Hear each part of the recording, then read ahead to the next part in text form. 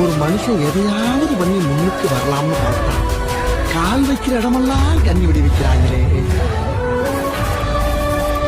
ஆரம்பிக்கலாங்களா?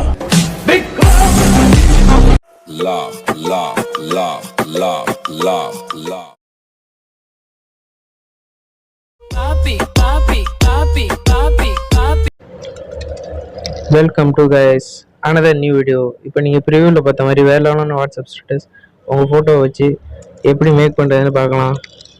அதுக்கு ஃபஸ்ட்டு உங்கள்கிட்ட VPN அண்ட் CapCut இருக்கணும். அது ரெண்டும் இல்லைனாக்கா மறக்காமல் கமெண்ட் பண்ணுங்கள், நான் உங்களுக்கு கொஞ்சம் நேரத்தில் அப்டேட் பண்ணிடுறேன்.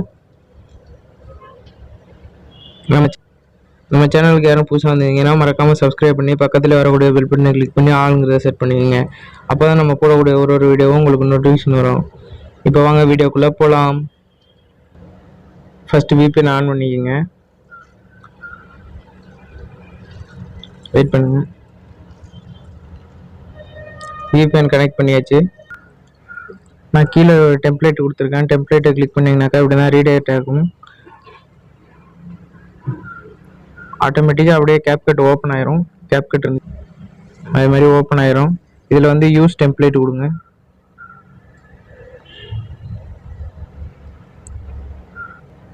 இதில் வந்து உங்களுக்கு தேவையான ஃபோட்டோவை ஆட் பண்ணிக்கோங்க. நான் இப்போ இந்த ஃபோட்டோ ஆட் பண்ணிக்கிறேன். நீங்கள் ஒரு ஃபோட்டோ ஆட் பண்ணிங்கனாலே போதும், 2 தான் ஆட் ஆயிரும். இப்போ ப்ரிவ்யூ கொடுங்க.